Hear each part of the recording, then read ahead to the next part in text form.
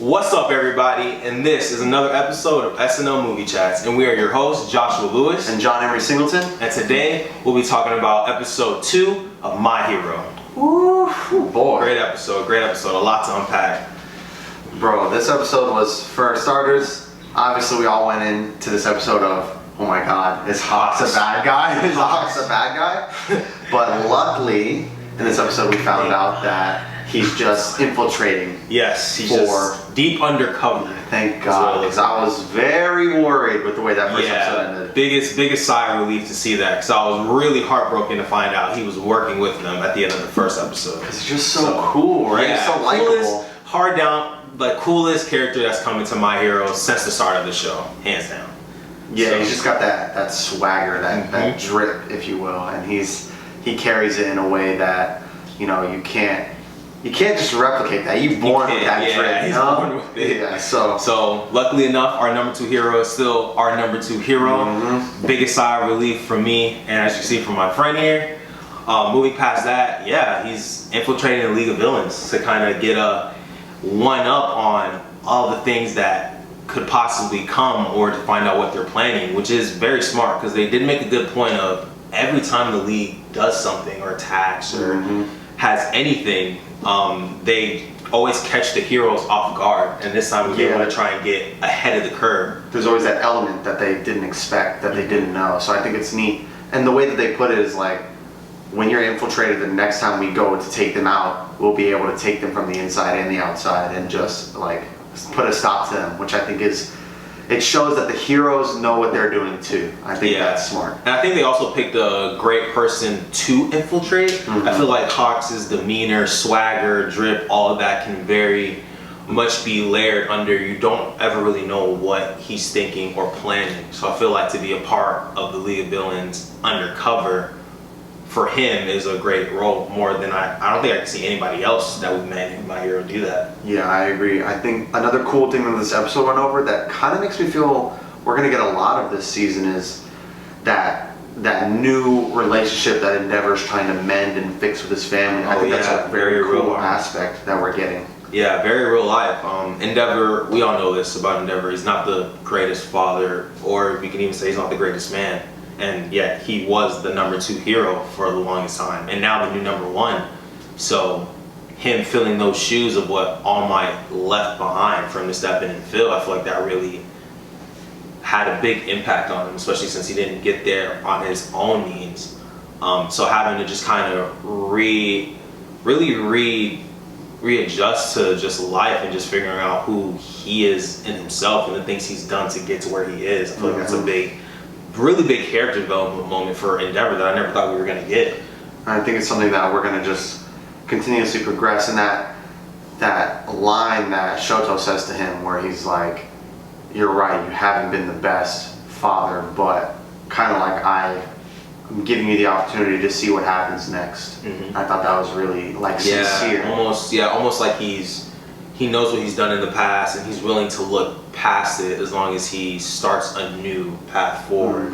And that really starts with, at home more than anything, because he has to make it up to his kids. We saw Natsu, Todoroki's older brother, definitely not down for Endeavor at all. I mean, I can't blame him. I'm pretty sure anyone else can't. Yeah, he's still not satisfied. Yeah, so, and we even got a bit of that from the end of season 4 when he was having a conversation with their mom. Like the world doesn't really know how Endeavor treated them, but they do. And I mean, it's even crazy that he was like, this was their first time even knowing that Todoroki liked the same type of food as him. Yeah, I think it was very that kind of shows just how distance he made them to force training down Shoto's like throat, essentially. Yeah. It's a lot, and I think it's something very intriguing that we're going to see progress throughout this season and just throughout the rest of the show as a whole. Yeah, because Endeavor I definitely didn't like him as a person. That being said, hero-wise, he was always cool. But by the end of season 4, they did this thing that you almost don't even notice they're subtly doing, and they make you really get behind Endeavor. Yeah. Because you see the struggles that he has with himself, and even his last fight with the Nomu, he's seeing a lot of himself in the Nomu he just fought. So I like that. I mean, the duality of him approaching that Nomu and also approaching his past self. Like, I love it. I think that's really good storytelling. Yeah, I think that's going to be interesting to follow that, and also what we got with Deku this episode. Oh, oof. I think it's cool that we're starting to dive in more to the One for All. One for All? Yeah. Right? One for All. And just what that power specifically brings, and the fact that, like you brought up to me, that it's almost like being an avatar. Yeah. You're able to, get information and, knowledge from the past holders of the power, and I think we're going to dive a lot into that this season. Yeah, I have a lot of ongoing theories with that because I feel like they've always, not beat around the bush, but they always tiptoed around One for All and the power scaling that Deku has at his disposal. And I love that in the episode, you see Deku when he's in this dream state, he's covered pretty much from his nose down. He's covered, like you don't see his body, but then his fingertips, Yeah, kind of like like his half hand. his hand, and the top part of his face going up to his hair are visible. And I love that the first holder of One for All was like, you're only at 20%. So almost as if like until he gets further, then he can further explain things to him. And with that, I'm very curious of what One for All has to hold once he's past 20% of just of that. So I think it's cool that they really like in that state that he goes into when he sees the past holders. That's like a visual representation of how far he is. I think that's really love cool. it. So I think they're doing a good job of like, if you're not understanding it by just the verbal way that they're telling you, they're also giving you a physical example of what it looks like about how far he is in his power level and a percentage of One for All that he can use. Yeah, it's awesome. And it's also cool to see I know they've gone over it already, but it's just also cool to see in detail what happened between All For One and his little brother.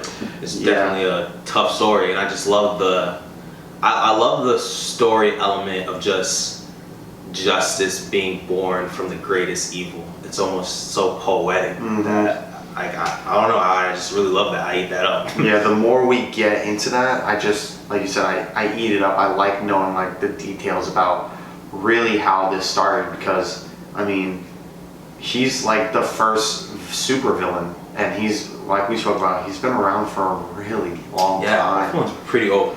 So I think that's going to be another exciting thing we get to see as Deku progresses into that state of we get more into that story and more understanding of how the power works, specifically from the telling of the first holder. So I think that'll be interesting. Yeah, and also going back to the League of Villains, we got a little bit of Dabi this episode too. And Dabi's always been an interesting character. Something I've noticed, and now that we're in season 5, they've never, I mean, not that they've had to, but they've never not once told us, like Dabi's quirk or his real name, if I'm not mistaken. So I wonder if that's the show alluding to something, because I kind of have a theory. I didn't believe it at first, but then as the show progressed, I noticed things. And I feel like anytime Dabi's speaking to Endeavor or even Shoto, he almost comes at like it almost seems personal. Yeah, I agree. So I wonder how like tethered their destinies are. Like if, and also I don't know if anyone else knows this or not, but there was a flashback to when Endeavor was with Shoto when he was younger, and Shoto has 3 siblings. Yeah, his oldest brother now brought up their oldest sibling, but he's not in the picture. We don't really know anything about him, so I mean, I don't know. Never know. We can also talk about how it looked like Dabi was, I guess, his version crying over that. I don't know. That was interesting. Oh yeah, I saw that and I wasn't sure what to make of it either. I was like, are you crying, or I don't know, but that's what I kind of interpreted too. I think that's very interesting. That show does a good job of showing you that everybody has layers. Even if they're a villain or a hero, they have layers to them. So I think it's interesting that since it seems like we're going to be focusing on that whole Endeavor Shoto world, we may be getting more of that Dabi. There's more to him than what we've been told so far, because there's just a plethora of villains in the league, so we haven't gotten that one-on-one with pretty much anyone except for Shigaraki. So yeah, so I'm excited. I'm ready to see what League of Villain has cooking up. I'm ready to see some more about One for All and Deku. I can't wait for him to go talk to All Might about that. Probably get a little more insight on the power.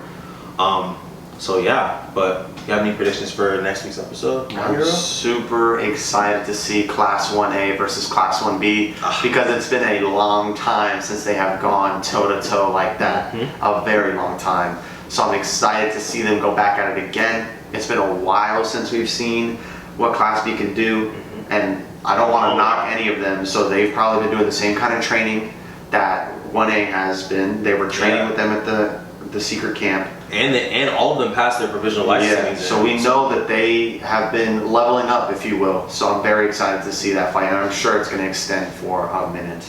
Definitely, I'm ready to see more of Class 1B. We don't see that class a lot, but it's from what we've gotten, I like a lot of people in that class. I'm ready to see what their ultimate moves are, how their costumes change. We get a little costume change in season 2, like when boy Bakugo. I'm ready to see that. Also ready to see some more of a certain character that seemed like it was teased for next week's episode. Yeah, they didn't show a face, but they were like, oh, special guest kind of thing. But from what I've seen, poster-wise, I'm pretty sure I know who that person is, so I'm really excited to see his development, because he was I don't know, they talked about it before, he had more combat and battle experience. They said he would have won his fight against Deku back in season 2. So I'm ready to see how far he's come. Yeah, how far he's leveled up since then, because it has been a long time since we've seen him in action. A long time. So I'm excited. Yeah, it's gonna be a good ride. I'm glad to be back in My Hero World. It's amazing. Yes. Second episode, guys. Second episode. There's so much to unpack. I can't wait to see what the rest of the season holds. But for that, we'll end the chat there. Thanks for watching, and if you like being part of the chat, hit that like button, smash that subscribe button, and make sure you follow me and John on SNL Movie Chats. And you can follow me at Josh5K on Instagram and Twitter. And you can follow me at JohnEmery97 on Twitter and Instagram. And make sure you support your local movie theaters and streaming services of choice. And until next time, thanks for chatting.